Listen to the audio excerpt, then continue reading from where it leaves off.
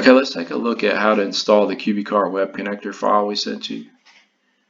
You're only going to install this on one desktop. It should be at the desktop where the user who will be responsible for running it, and that user should have admin rights. So I'm going to go to that user's desktop, drag and copy that file somewhere. In this case, I created a folder called web connector and dropped it right in there. So now I'm going to log in. And I'm going to log in as the QuickBooks admin, not as the user, even though that user is going to have admin rights. I'm going to log in as the QuickBooks admin. Okay.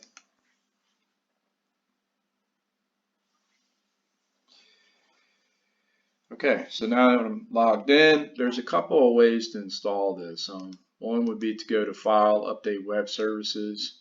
So you bring up the QuickBooks Web Connector. And then you click this Add an Application and then browse to wherever the file's at.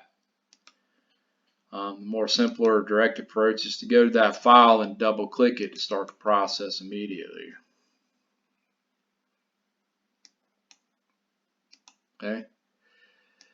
So this will show you basically this pulling this information from that file that I sent you, and just in case you wanted to see it, what was in that file, it's basically just a text file. It's what they call an XML file. It just has some data laid out, and that's what this pulls from.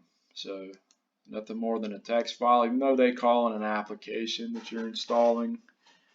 It's really just some information and basically a URL to point to ping, to talk back and forth to. So that's what this is. And your domain here is going to be the domain that we agreed upon that you guys wanted. Your domain is secured with an SSL. That's what this HTTPS security protocol. That's what this web security certificate information is referring to. In this case, a GoDaddy certificate. So you're going to click OK, but we're going to get an error message, so just to warn you. Alright, so if you see this error message, take a look at it real quick here. There was a problem adding an application, error connected to the QuickBooks. Basically, most likely this error message, if you get it right off the bat like that, it's going to be from, let's exit out of here. It's going to be because of this. You're going to go to Edit Preferences, Integrated Applications, Company, and you're going to see this, don't allow any application to access this company file. You're going to uncheck that. Say yes, okay. Now I'm going to go back and start the process over again. Double click, minimize this. So authorize new web services that we already talked about. So click OK. It's going to bring up another window. You can read through that. The most important thing here is at the bottom, do you want to allow this application to read and modify this company file? You're going to click the last option. Yes, always allow access even if QuickBooks is not running. Yes. Now if you're in a multi-user environment, this is where you're going to select the user that's going to be responsible for running it. Okay, that's very important. Okay, now you're going to say allow this application to access personal data such as social security numbers and customer credit card information. And you're going to hit continue. And access confirmation, done.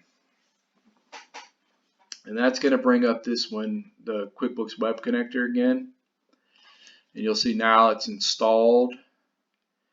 And this is where you're going to enter your password that we also sent you when we sent you the company, the QBCart Web Connector file. So I'm going to enter that password at this time. Save it.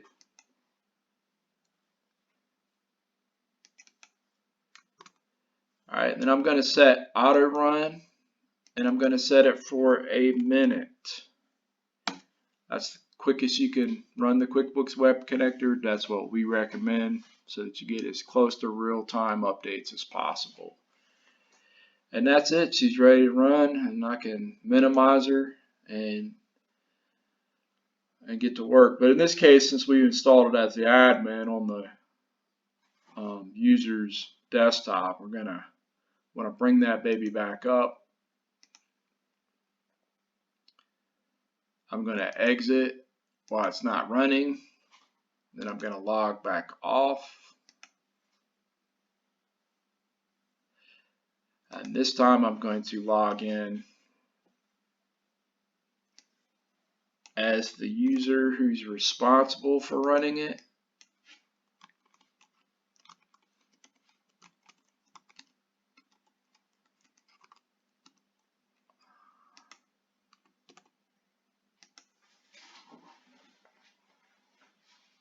Okay, so now that user's logged in, and they'll bring up update web services to run it. And then they can just minimize it and get to work. In this case, I want to see it run to make sure that we installed it correctly. So I'm going to check this over here and hit update selected.